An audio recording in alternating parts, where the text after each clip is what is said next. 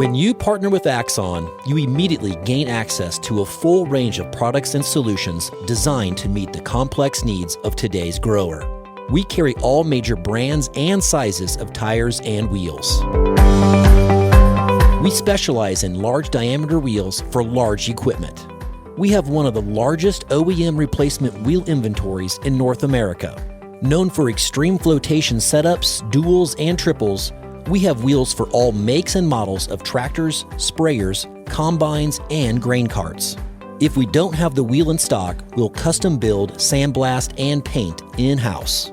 There isn't a more vast inventory in North America dedicated to helping dealers move more iron. With facilities on the West Coast and in the heart of the Midwest, leverage our 230,000 square feet of indoor inventory to solve any problem a grower may have. Move more iron with Axon.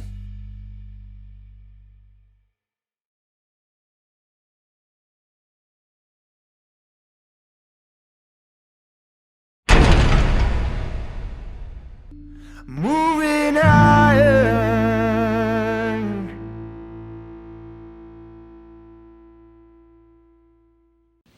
Hello and welcome to Moving Iron Podcast. I've got Jon Womack from Iron Solutions on here today. John, how you doing? Doing well, Casey. How about yourself? Doing good, man. John is what's director of guide editor? Managing guide editor. That's it. That's the one I was looking for. Yeah. Managing guide editor over at Iron Solutions. So he's the guy that he and his team put together the guidebook and the values that you see, and they constantly trying to figure that out and keep the head of that ball there. So, John, we got I don't know. I see.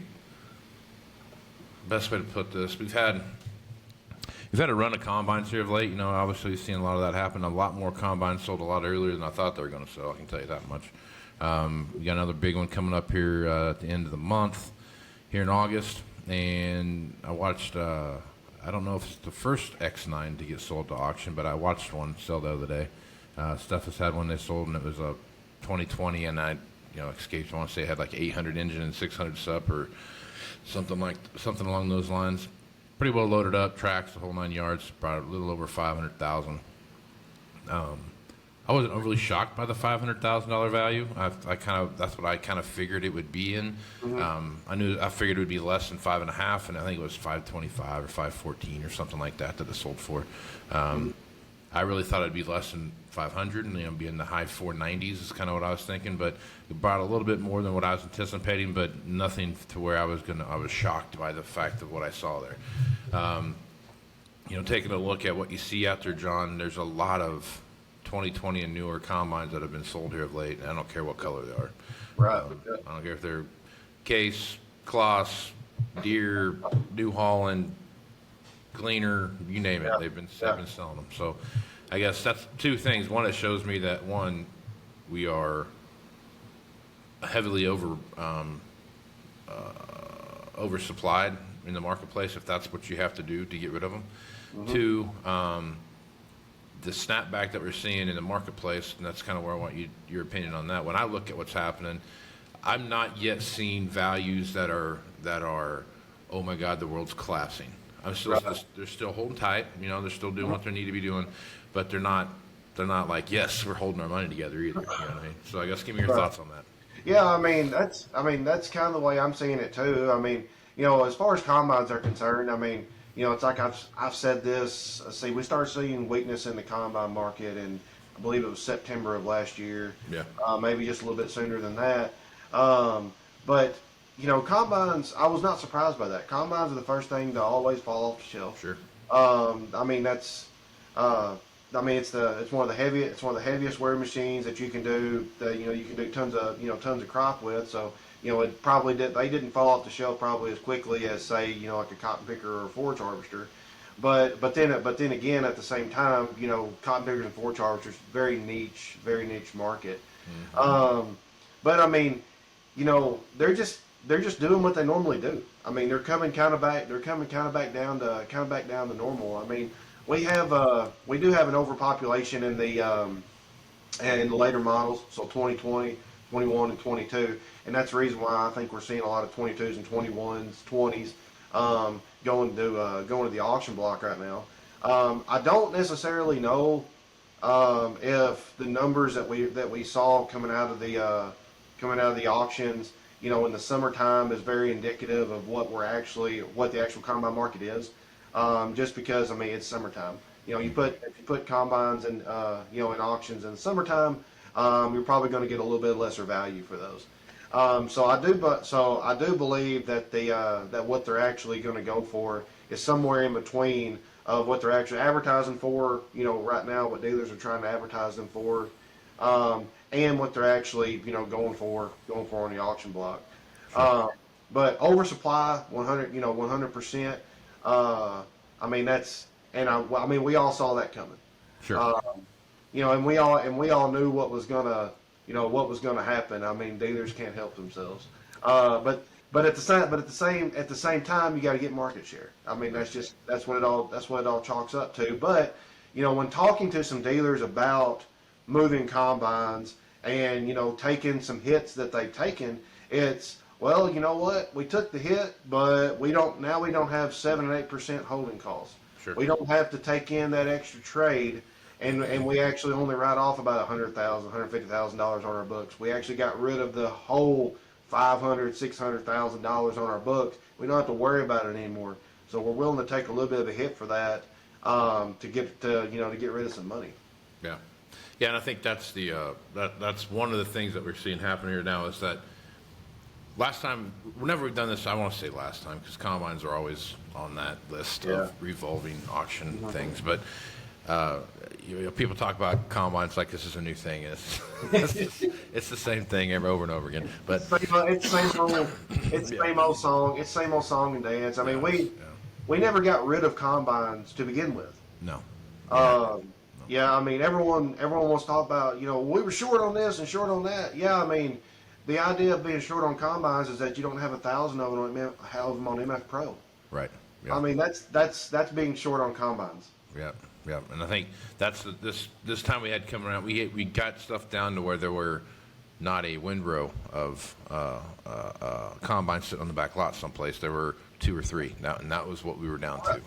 Yeah. And so, and there for a quick 6-minute run, combines did have we can't get a combine, so here's this used one, and we're gonna inflate the price type of thing to compensate with it as you come across there. So, all that being said, as you go back and take a look at where combines are at now, the concerning thing I think I have about the combine market more than anything right now is, one, interest rates are going to drive decision making that they didn't have to make those decisions, even back in 18, 19 time frame, because you still had really cheap interest, right?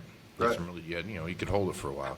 Go back to 11 and 12, 13, 14, where interest rates were literally 0%, and your holding cost was like, I want to say it was like 1.5 or 2% or something like that. You can pay a lot of interest when you're going to lose $50,000, right?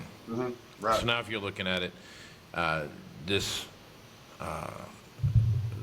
situation we see with interest rates now, I think there's not snap judgments because that's not the right word to make, but it's the hastiness to go get something off the lot is going to be higher, and I feel like there's going to be some pretty big repercussions that come from that down the line, and we'll have to see what happens. But I think also too is that there's still the on-farm income is still there.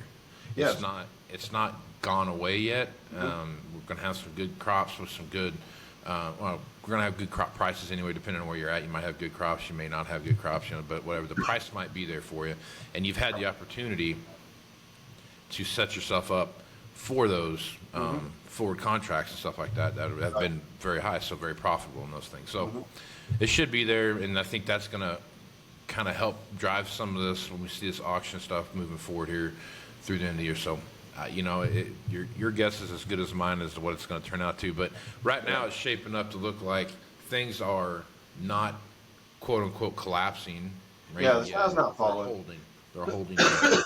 Yeah, the sky's not falling by any means of the imagination. But it's kind of like we were talking about before. Everyone talks about combines. But in my opinion, we need to be talking about large row crop tractors, four-wheel drives, and sprayers. Because, I mean, it's kind of, I'm like, I think some, depending on where you're at, it kind of surprised how big of a stack up that we've got of large row crop tractors. I believe 8Rs started stacking up a little bit more before, say, like Magnums. Just because of, Case had the strike, and then, Yep. that kind of set them back a little bit, but I mean, they're only about a quarter to a quarter and a half behind. So, I mean, we're starting to see a little bit of a stack up here. And, from the guide standpoint, when we start to see even an inkling that something like that's going to start happening, especially right now with where we talked about interest rates, holding costs, all this other kind of stuff, we got to start turning those numbers down. And the reason why that is, not to say that there's a collapse coming, or anything like that. When I say we're going to start turning, the top end down a little bit, we're talking about a couple percent, something like that, because they're not going to bring that, they're not going to demand that high price that they've done in the past when you couldn't get one. It's just simple laws of supply and demand. Prices do have to come down. And I believe that on the tractor market, I would say probably as a whole, we've probably hit the wall. And I mean, when you look at 9RXs for over $700,000, goodness, how much more can you ask for one? Right. And when you talk about 11, 12, 13, when we had all this equipment stacking up, not only did we have 1.5-2% holding costs, we're also talking about $200,000 combines then. Sure. And we're talking about $150,000 tractors. Now we're talking about $500,000, $600,000, $700,000 tractors without even shaking a stick at it. And combines are in the in the same boat. And then you have things introduced into the market like the X9, which how many times could you actually roll that piece of equipment? Because it's not a Class 8, it's not a Class 9. I mean, that has to go to a specific customer, a specific client. So how many? It's kind of the whole saying of how many butts will actually go in those seats. And I don't think there's very many. So we better be depreciating that thing pretty fast, because if we're not, somebody's going to end up with a $400,000 yard gnome. Yeah. Well, I think it kind of goes back to the same thing too. I've had these conversations about how the buying public has really gotten solidified into these different buying groups, and as you look at what those buying groups look like and how they come together, you go back 10 years, and it was not uncommon to have the guy that would buy the new combine every 5 years, but his entire fleet of tractors were used, right? Buy a new combine every 3, 4, 5 years, whatever it was, and then he'd buy a new tractor every 2 years or whatever, or a used tractor every 2 years type of deal. And that's kind of how they had that thing going. And then as the years went on, it got harder and harder and harder to where now, not only not buying a new combine, they're not buying a 1 or 2 year old combine, they're buying a 3 or 5 year old combine that's got more hours on it than they ever even dreamt of ever seen on a combine that they would have on their farm. Right. And the reason for that is it's the price and what they can afford and what makes sense on their farm. And these operations are becoming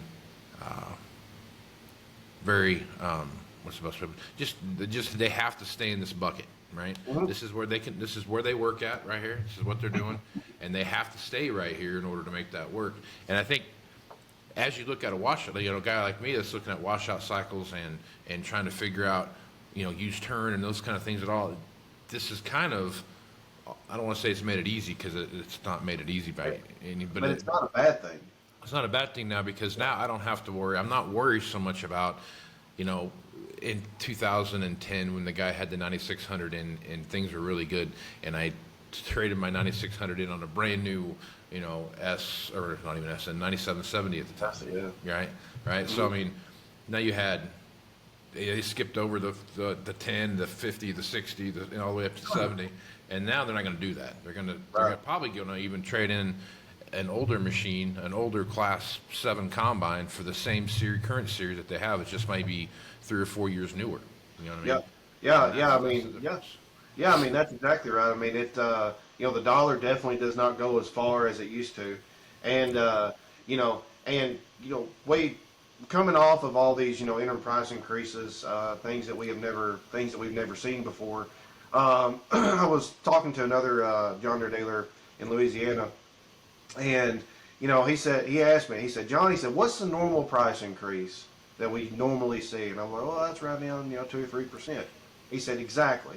He said, so how many price increases have we seen this year, and what are the percentages? And I said, well, we've seen, four, two, three, I mean, depending on what brand you're talking about. And I said, altogether it's about 30%. And he said, yes. He said, so we've actually jumped the price increase, 10 to 15 years. And then if you look at how machines are not depreciating, that's another 10-year jump. So we've actually jumped pricing 25 years in a year and a half, or 2 years. Yeah, but you think about that. That's I wish we were on an island somewhere so we could complain about that. But so is Ford pickups, and so have a can of corn at the grocery store. And that's the thing about this whole situation that we're in, is that not only from our industry standpoint where we're at, it's everything. And now is just put so much more pressure on the buying public that everything across the board is that, and then you throw high interest on top of that, and then you throw a questionable what's going on with this crop. So now you got this my guy across the street's telling me his crop's the worst ever. I'm looking at mine thinking, well, it's not all that bad, but the other guy down at the coffee shop is about 4 miles down. He's got a mediocre crop. So I mean, what do I really have? So now now you have got this uncertainty out there that you're throwing that on top of there. All we need now is just really starting to show a sign of softening in the marketplace when it comes to equipment values, and there's your match that starts the fire. You know what I mean? So there's a lot of things that are starting to kind of pile up, and it's just going to take one of those things. We've got to really get the fire going, and I think that's what we're waiting for. In my opinion, is what's the buying habits look like of the guys coming in? Because you're exactly right about the 8Rs and the row crop tractors and the Magnums and the quad tracks and the RXs and all the different things that are out there. it's everybody's been so conditioned and trained that combines that but over here you have this whole nother thing kind of creeping up on you, and that's what we're seeing. There's a lot of row crops out there on the market. I mean, completely ignoring. I mean, when's the last time you saw late model 8Rs go to the auction block? For about since 2012 or 13. That's the other thing too. That same conversation. Well, we don't take row crop tractors auction. Like, bullshit. Well, a lot of people do. I mean, I don't necessarily know if you've been watching auctions, but I have. And talking to and I know all those dealers that have been doing that. So when I see it happening, I just start calling some guys up and say, hey, what's the thought process here? And the majority of the time, it's we know what we have coming back, and holding cost again. But we know that we can't sell out of if we kept everything that we have now, and then we're looking at what we have coming back, because it's not really that hard to get new stuff really anymore. I mean, you got to wait a little bit. But depending on what it is, it's not really that hard to get new stuff right now. It's not near as bad as it was a year ago when we were going through this. But they know, hey, if I don't get rid of this, I'm going to be in a world of hurt. Right. So that's exactly what they're doing. Haven't seen very many 9Rs go to the auction, especially late model stuff, because I do believe we are still a tick on the short side, depending on if you're talking wheeled or tracked. But it's coming, and it's coming quick. And I do believe by the end of the year, we're gonna really have a very good idea of how quickly it's actually going to come if it hasn't come before then. So we're kind of still. I'm not gonna say we're up in the air on it, because I believe we have it pretty well pinned down. But you talk about buying habits and how the crops are actually going to come off, and stuff like that. Once we start seeing harvest numbers, start talking about corn, on over here, these guys got, great rains, great moisture. The corn looks great. Over here on the other side, guys got late rain. So, that started, and it was really hot. So that started pushing their corn to early tasseling, and everything else. Well, then they got rain. Well, okay, the corn looks good because that rain, you hit corn with a little bit of urea, and you let some rain come over top of that. It looks great. It's tall. It's green, but no one knows what's inside that shuck. Yep. No one knows what's on that stalk. And, we're not too far away from figuring out exactly what's what's in there. And we're not even talking about beans. Beans are 100% in the same boat, depending on when you planted them. Some guys are doing, if you're doing your group 4s, your group 5s, depending on where you're at. You've got to have water. You got to have the moisture. I know a lot of guys like where I'm from, it's very, all irrigated. Of course, that's big rice country. You got to have irrigation to grow rice. But the vast majority of it is irrigated.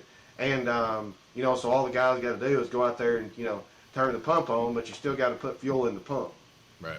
And fuel is not cheap. Right. So they're spending a lot of their money on fuel. Yep.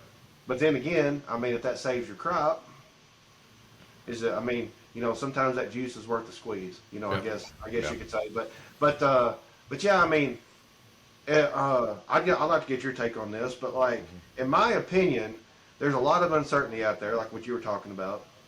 And when there's uncertainty, people start to try to talk themselves into things.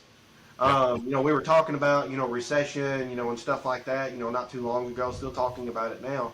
There's not a ton of stuff out there that I'm seeing that's screaming recession. We've got high interest rates, we've got this, we've got that, and yeah, we've seen some tech layoffs, and everything else. We are spending a little bit more money, but I'm just not seeing a whole lot of stuff that's saying, just screaming at me, recession.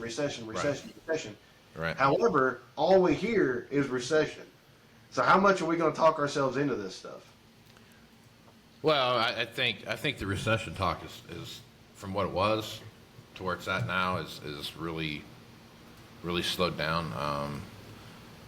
We are along. I think it just because Rich Possum comes on here, he talks about the stuff, and he's never been on the recession train. He's like, we're not going into recession ever. Yeah.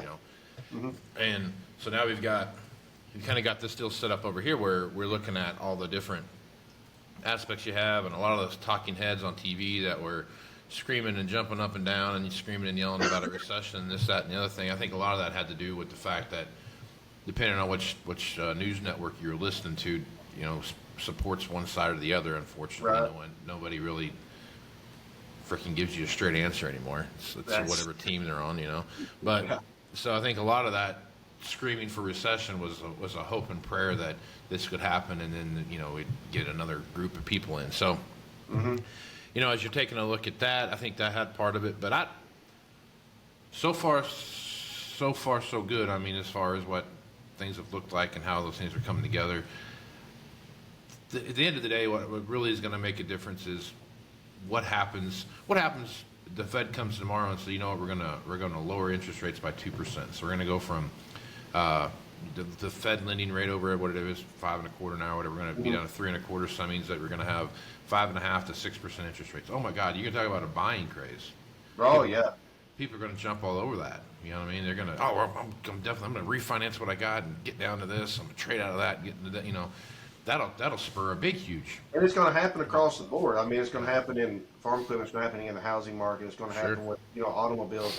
It's going to happen. It's going to happen everywhere. And but when I think about farmers, because my grandmother was in the cotton industry, dealt with farmers for 35 plus years. She's general manager of a cotton gin, and bless her heart. Oh, I know. Well, we rode the highs and the lows, man. Yeah. I still remember when Deere was demoing their first baler picker. Yeah. And there were guys out there from Deere and and whatnot, demoing it, and whatnot. And I was like, man, they came to this small little corner of corner of the U.S. to demo this. I just always thought that was so cool. Yeah. But no, so she used to tell me farmers are some of the most pessimistic people that I've ever met in my life. And I was like, and I just always joked with her. I was like, so is that the reason why you're a pessimist? She didn't think it was near as funny as what I did. But They never do. They never do. no. But that's the thing. I mean, have you ever met a farmer that says he ain't broke? No. No, I haven't either. I've got a lot of friends that are farmers, and every single time, man, we're poor. We're just broke. Yeah. I got a lake house and a nice ski boat, but boy, we're broke. Yeah. But when they start to see uncertainties, what do? They just stop. Right. They, and the first thing that kind of goes off in their mind is, how can I protect myself from this? Yeah. I think a lot of that, like what you're talking about there, a lot of that too is, as you talk about it, when things are really, really good and things are really, really bad, the difference in where they're at, because unfortunately they have all their assets are tied to whatever something they can't control when it comes to price. And I think that's where the pessimism comes from, because one day, holy crap, I've lost everything because on paper, because of what the price is, and then the next couple of days it comes back around, or what they contract for is different, and then next thing you know, they've rebounded nicely. But it's a god dang, man. They sit there. It's such an up and down battle. It's yeah. You can't control any of it, and that's the craziest part of it. No, it is. It's absolutely insane. Because and at the end of the day, too, farmers get paid once a year. That's right. And you don't really know what you're going to get paid. Yeah. So imagine, and that's what I tell people, all the time is like, imagine just working, just an obscene amount of hours, almost every single day outside of the wintertime. And, for most guys. But, wintertime we're hauling and stuff like that too, so you say we're working. But, and I have no idea if you're going to make money or not. Yep. Like, it's an insane, and there's nothing you can do to control it. Yep. At all. I mean, there's things that you can do to make it better, make it worse, but you don't have complete control over anything. Yep. Yeah. So it's a crazy setup for sure. Yeah. I mean, yeah, it definitely is. So I do believe when a farmer starts to see uncertainties, he just sits down. He or she just sits down, and so that's what I'm kind of wondering. As we continue these things, yeah, I mean, there's still money on the farm. They're making money. I mean, commodities are not looking as good now as they have in the past. But I mean, all that stuff is already booked. All that stuff's been booked for quite some time. The majority of it, anyways. Right. So they're getting the high price. However, as we move forward, when we don't have all these forward contracts, and stuff like that, and corn starts to come down to $4.50, something like that. Where are we going to be?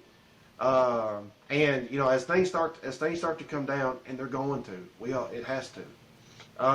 When it happens, I think that the buying potential or the hunger for buying is going to slow down unless we get something else, unless we get some lower interest rates, unless we do this, unless we do that. Yeah. So that's exactly what I'm paying attention to, because at the end of the day, if farmer doesn't come in and buy it, it sits, and if it's sitting, it goes to the auction block, and you get what you want, or you get what you can get for it. That's right. Yep. All right, John, so you're looking out there right now, going in through the last quarter of the year, you're looking at this new guidebook coming out. Any big surprises that you've seen from the data that's come through? I'm sorry, say that one more time. I think I got a freeze. That's right. As you look out through the end of the year, you got this new fall guidebook coming out here in September. As you take a look at the data that you've seen so far, any big surprises to you so far? Not a ton. I mean, not a ton of big surprises. As we talked about combines being combines. We've we have pretty aggressively pulled down combines starting last December, because where we were talking about, I started calling and talking to a bunch of dealers and, said that their allocation numbers were up and everything was already sold and, whatnot. So that was a signal to me that we're about to have a big rush. And hearing, looking at some of the data that I have is telling, when we're looking at combine EOP, the numbers aren't necessarily down. So we kind of have that to go by as well on the combine side. One thing that I will say that was, I'm not going to say it was surprising. I was just like, oh, okay, so that's happening. Like your what I call your medium row crops, so like your 6Rs, and like your small magnums, are holding pretty steady. They're just kind of staying right there, and they're actually maybe a little bit elevated, is what my data is showing me. But I mean, Casey, are y'all seeing that over there? Over there in your neck of the woods as well? Yeah, I think so. I mean, most of the stuff we're seeing, I can't say that anything's really changed much value-wise yet. For as much stuff that's been sold and what I've kind of thought was going to happen, I just haven't seen anything yet that's telling me that we need to make a big adjustment to what we're doing. Right. Yeah. That's exactly right. And, and I was talking about, large row crops and full-wheel drives. We are going to start turning those down a little bit. When I say turn them down a little bit, I'm talking about 1%, maybe 2%, which doesn't necessarily come out to a whole lot of dollars. But at the end of the day, you have to start somewhere. Right. And I do believe that we're to the point to where we do have to start turning that stuff down. Right. I don't dream that we're going to get aggressive with it like we are combines by any means of the imagination. But it's like I said at the beginning of this conversation. I feel like we've hit the wall. The more dealers and stuff that I talk to about tractors and whatnot, I feel like that we've hit the wall.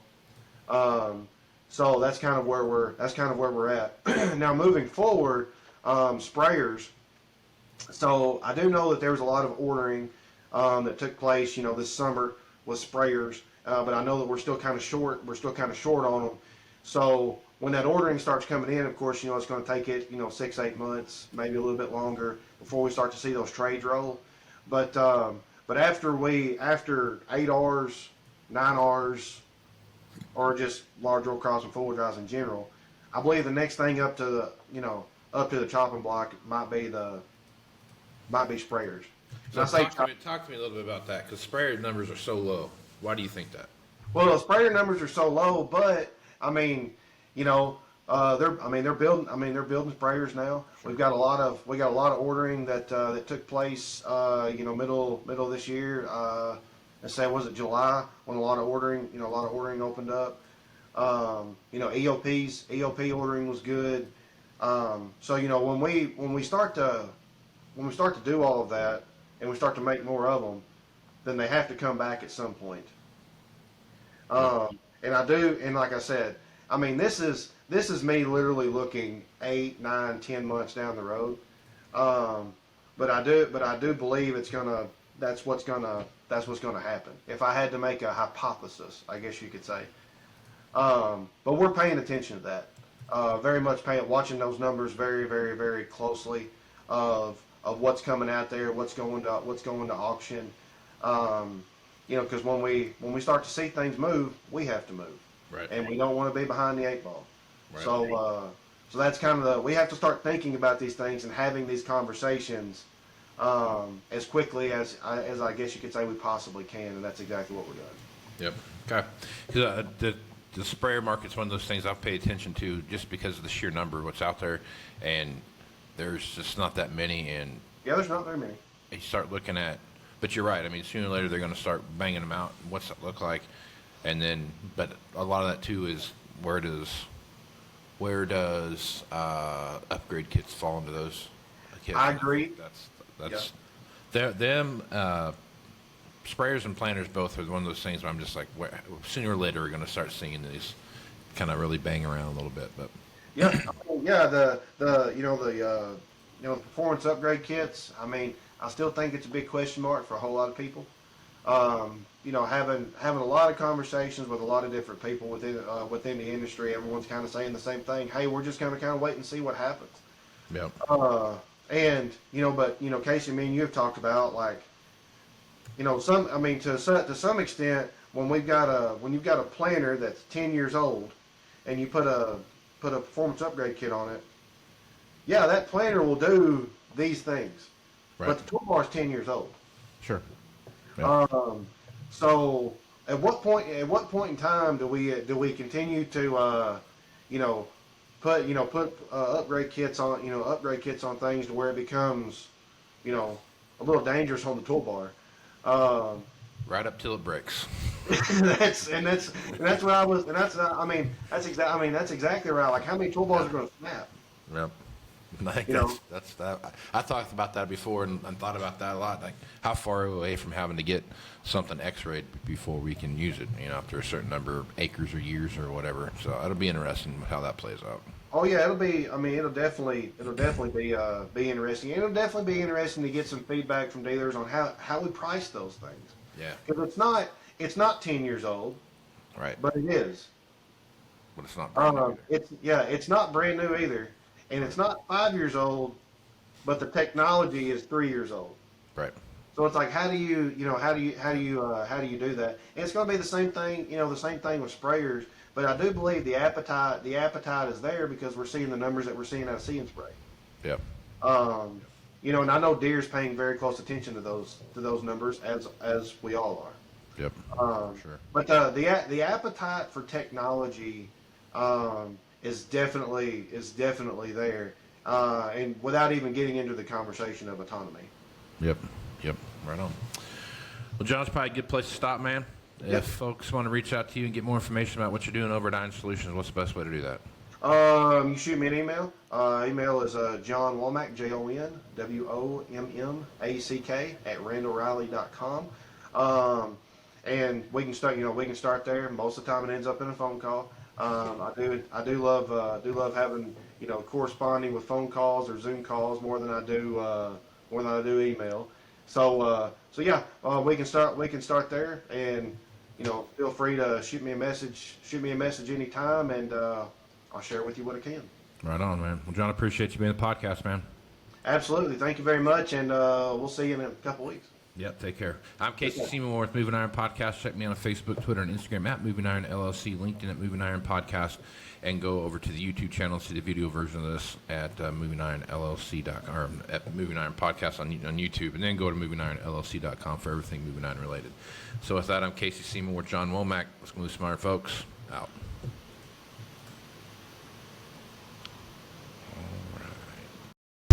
Moving iron in the 21st century.